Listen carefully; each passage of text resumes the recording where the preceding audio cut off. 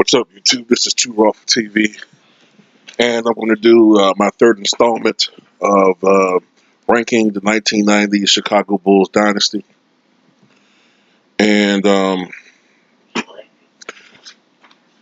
at number 6, I had the 1997-98 Chicago Bulls. At number 5, I had the 1992-93 Chicago Bulls. That's pretty easy to pick those two because, generally speaking, those two teams are seen as the weak link of each three-peat. Now, from here on out, it might get a little bit more controversial, if that's the right word to use, or it's not quite as easy. Some people might disagree with this pick, but at number 4, I have the 1996-97 Chicago Bulls. Some people might disagree. Some people might have maybe the 90-91 Bulls or what have you, but I think the 90-91 Bulls, I think they were obviously younger. Both Jordan and Pippen were in their primes. Pippen was just entering his best years, as a matter of fact. Jordan was still in his physical prime. And I think that bench was probably the best bench of the earlier three-peat years, the 90-91 Bulls. Although the bench for the latter years, the 95 to 98 teams, they had a better overall bench. But I think number 4 is a pretty good ranking for this team. Now, the 1996-97 Bulls, their starting lineup consisted of Luke Longley. Luke was an adequate center. I think if you put Luke Longley in today's NBA with a three-point shot, he'd be seen as one of the better centers. But Luke was limited. Luke wasn't an all-star center, but he was adequate. Luke pretty much gave you 9 points, maybe 6 rebounds, and a nice little. I remember him having like a nice little. He didn't really have a plethora of post moves, but I remember him having like a nice little jumper from maybe as far out as 16 feet, I think.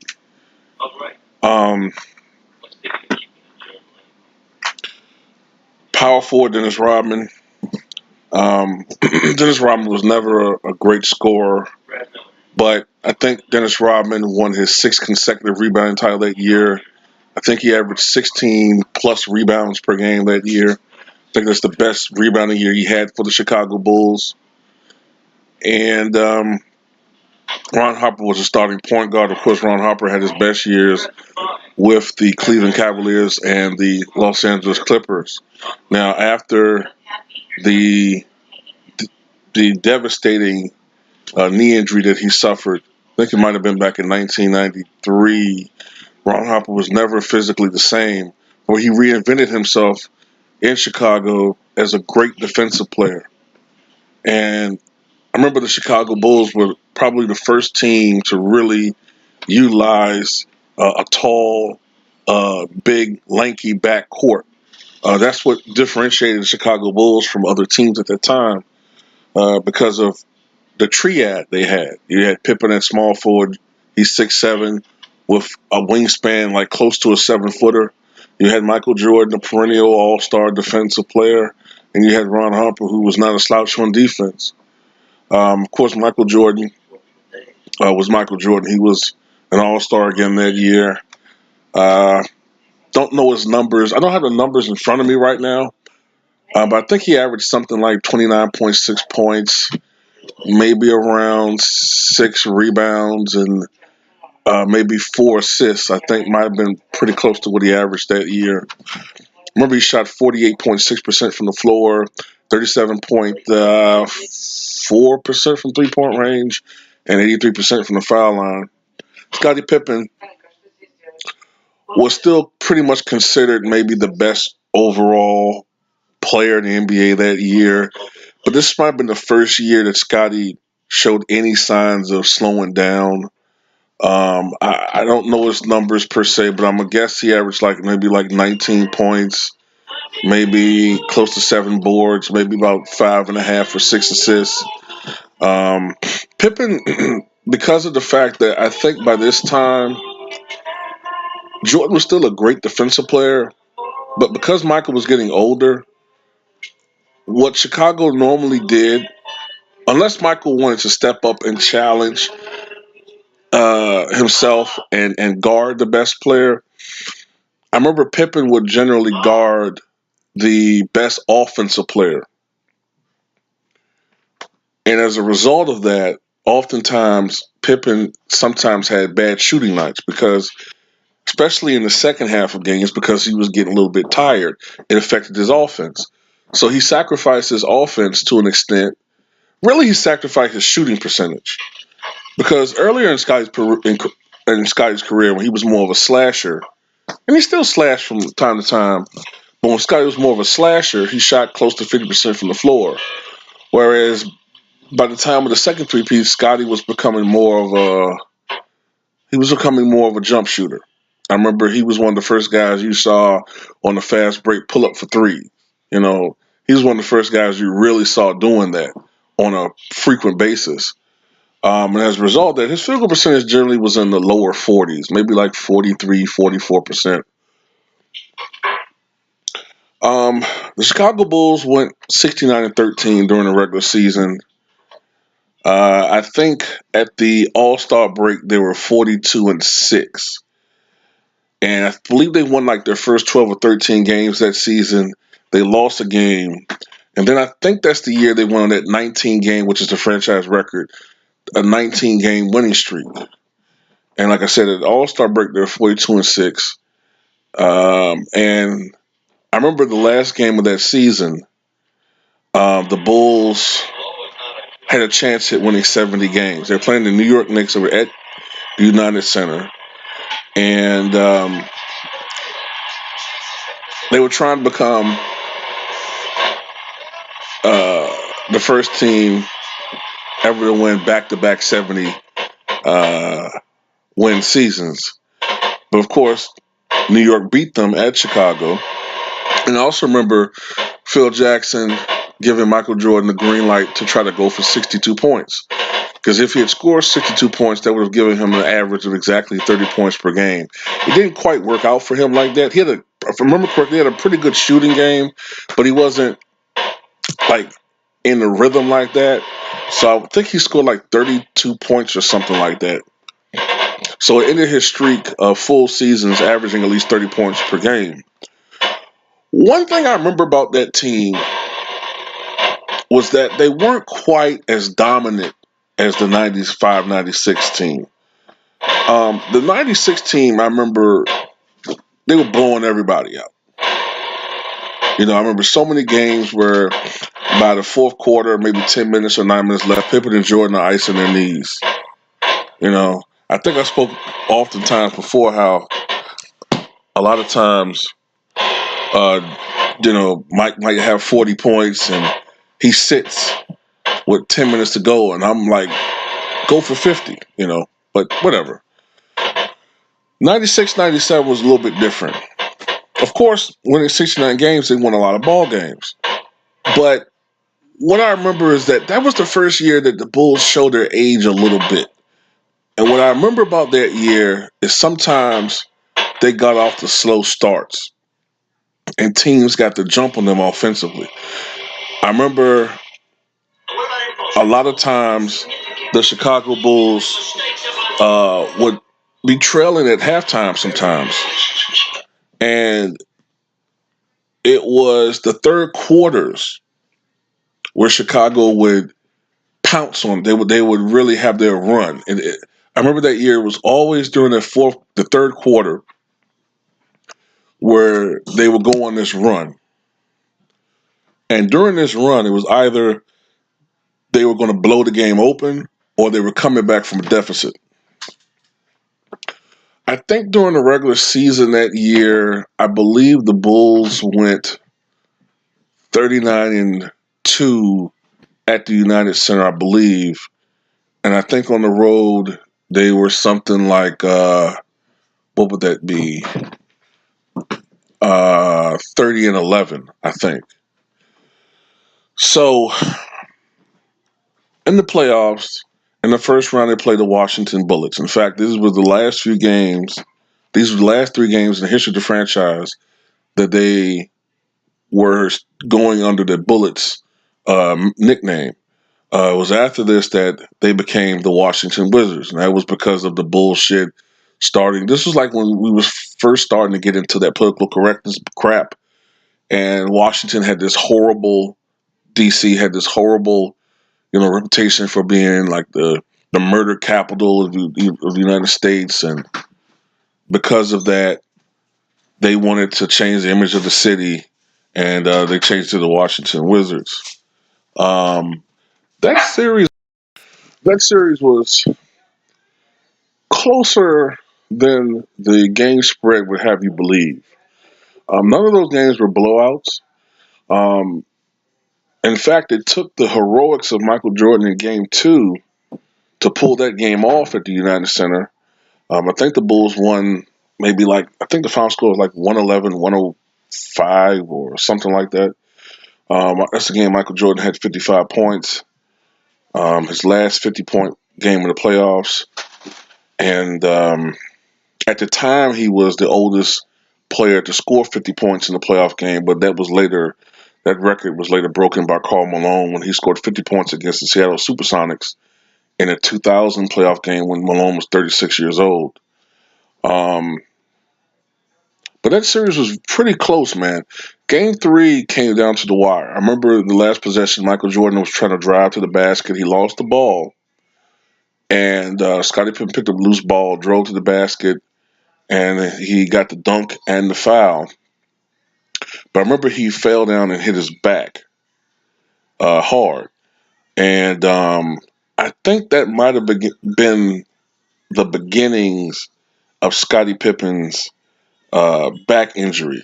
If I remember correctly, it started bothering him a little bit after that back soreness. It started bothering him after that. Um, I remember also after that series, Michael Jordan said that Bullets team would be the team of the future. And I've said in videos since then that I thought that Bullets team, which went 44-38 during the regular season, in today's NBA, with some adjustments to the bench and minor adjustments to the roster, I think that team would be a 50-win team now. That team had George Mirasan, it had Tracy Murray, it had Chris Webber, it had Jawan Howard, Rod Strickland, and Calbert Cheney. Um, in today's NBA, I could really see that team winning 50 something games, but they were an 8th seed. So anyway, the next round they played Atlanta Hawks, and in the first game, the Chicago Bulls quickly went down to Atlanta at home, and they had to go on like one of those runs again that I've been talking about. And however, Chicago was able to get back into the game, and they wound up winning that game. And then in Game 2, the same situation happened where they fell behind at halftime, but this time Chicago wasn't able to recapture the game and control the momentum with tempo of the game. And Atlanta, even the series at one apiece, and then they went back to Atlanta. But what happened was Chicago really started to take Atlanta seriously. They started playing. They got like that zonal focus, and they started playing all 4 quarters at high intensity. And eventually, they just overwhelmed the Atlanta Hawks and won that series 4-1. And then I remember in the Eastern Conference Finals that year, they played the Miami Heat. The Miami Heat had a pretty long history of, well, not long history, but before that season, I remember in the first round, the Chicago Bulls played them, and they felt like the Chicago Bulls disrespected them in the first round, and that carried over into the next season. And I remember most of those matchups were close games during the regular season, and Miami was trying to get to where Chicago was that year. Miami won 61 games. They had the second seed, and they thought that that would be their year to overthrow the Chicago Bulls and make their first ever trip to the NBA Finals. That would have been kind of remarkable considering that at the time the Heat had only been in existence as a franchise for I think 9 years. One thing I do have to say about that, I think had that brawl never happened between the Knicks and the Heat that year, I think that the Knicks would have been the Bulls' opponent in the Eastern Conference Finals. There was a fight. I can't remember which game it was in that series. It might have been Game 5.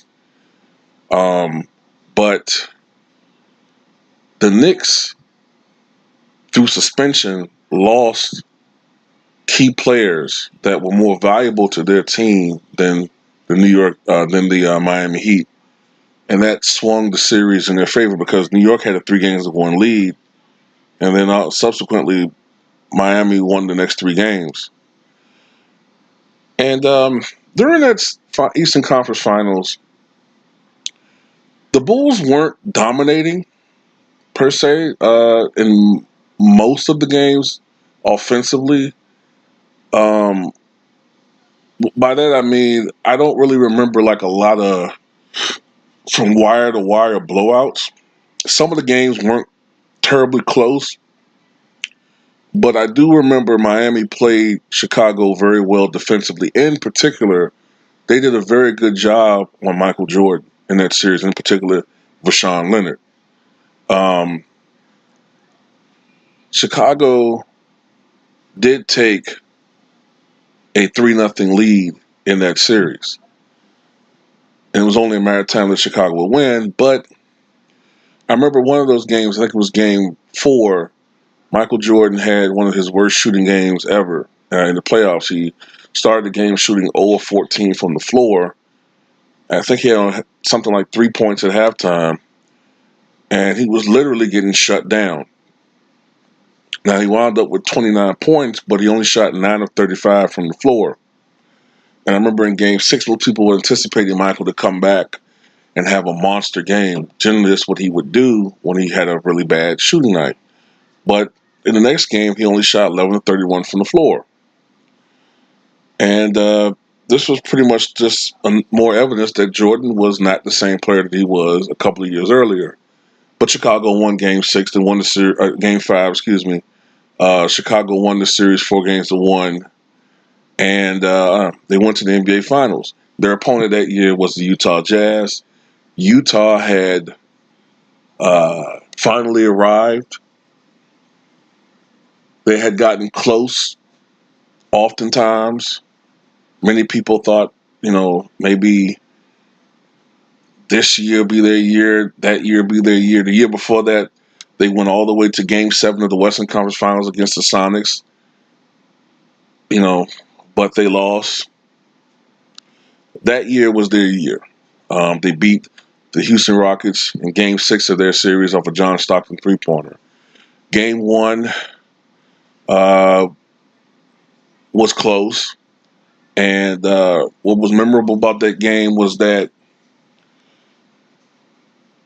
Utah had a chance to take a 2-possession lead over the Chicago Bulls. But Karl Malone was at the foul. Line. He could have given Utah a 2-point lead.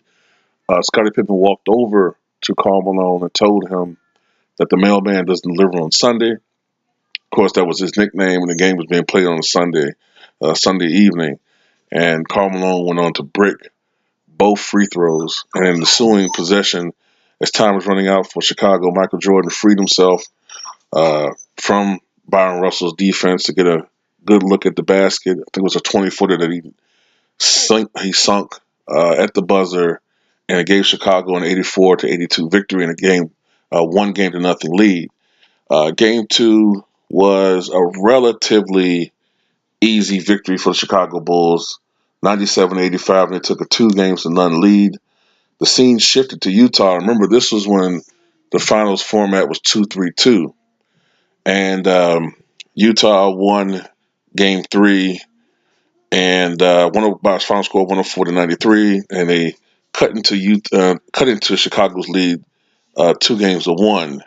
In Game 4, in a very low scoring affair, Utah grounded out and won the game 78-73 to even the series at 2-all. Now, Game 5 was the game where Michael Jordan added to his legend.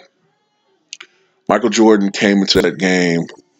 There's some people who still, and it's kind of relevant due to what happened with Utah recently with Russell Westbrook. Some people have always put a theory out there that Michael Jordan was poisoned. Now, I don't know how true that is, but Michael Jordan came into the game with flu-like symptoms. Supposedly, Michael Jordan had a migraine headache, and he was vomiting all the way up until maybe 10 to 15 minutes before the game. And there were serious questions as to whether or not he would even play, or if he would play, for how many minutes. Um, he wound up playing, if I'm not mistaken, it was close to 40 minutes.